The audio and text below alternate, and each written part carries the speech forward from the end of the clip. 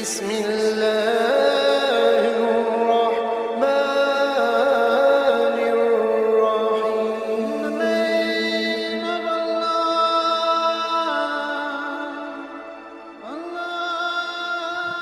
الرحيم. بسم اللہ الرحمن الرحیم. حضرت سلیمان علیہ السلام اللہ کے ایک برگزیدہ نبی تھے. آپ حضرت داؤد علیہ السلام کے بیٹے تھے. حضرت سلیمان علیہ السلام کی حکومت دنیا کے ایک بڑے حصے پر تھی. سلیمان علیہ السلام کا سلسلہ نسب یہودا ابن یعقوب سے حضرت ابراہیم علیہ السلام تک ملتا ہے. آپ کم عمری میں ہی تخت نشین ہو گئے.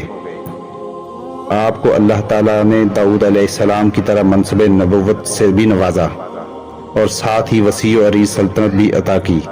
سلیمان علیہ السلام کی حکومت انسانوں کے ساتھ جن و انس، شیاطین، چرند و پرند اور تمام اقسام کے جانوروں پر تھی. بعض روایات میں آپ کی حکومت کا عرصہ 750 سال لکھا ہے. آپ کو بہت سارے معجزے بھی عطا کیے گئے تھے. آپ جانوروں کی بولیاں سمجھتے تھے، آپ ہوا پر قابو رکھتے تھے اور آپ کا تخت ہوا میں اڑتا تھا. جن اور شیاطین آپ کے خادم اور غلام تھے جو حکومتی امور میں آپ کی اطاعت کرتے تھے. مسجد اقصی کی تعمیر بھی انہی کے دور میں ہوئی.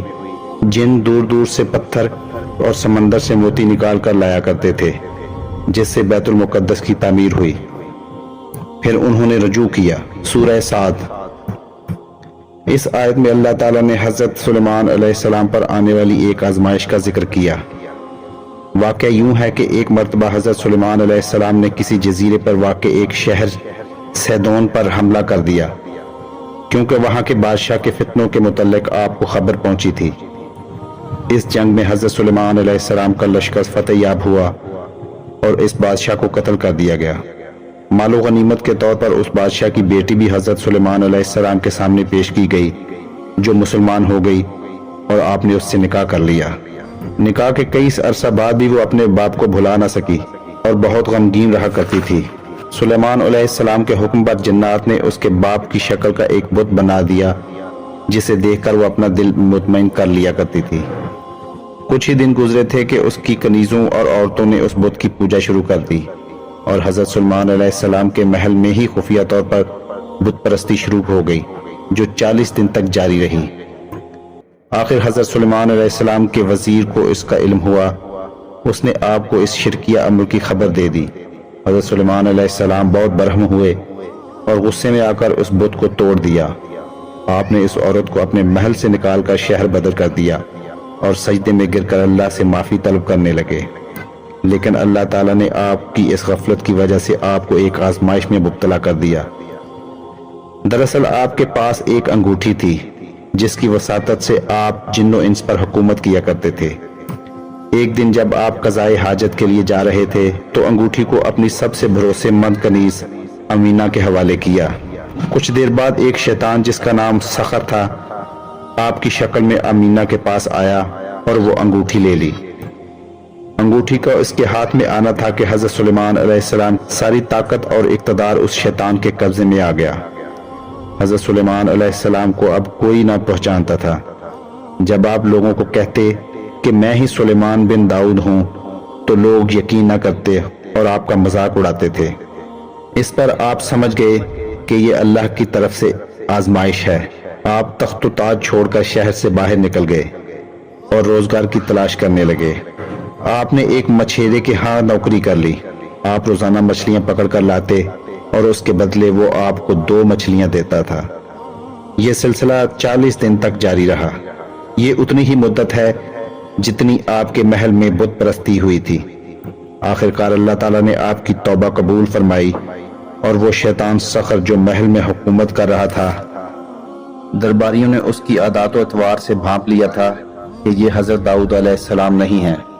لہٰذا دربار کے علماء نے تجویز کی کہ اس کے سامنے تورات پڑھی جائے. اگر وہ شیطان ہے تو وہ اس کو سن نہ پائے گا.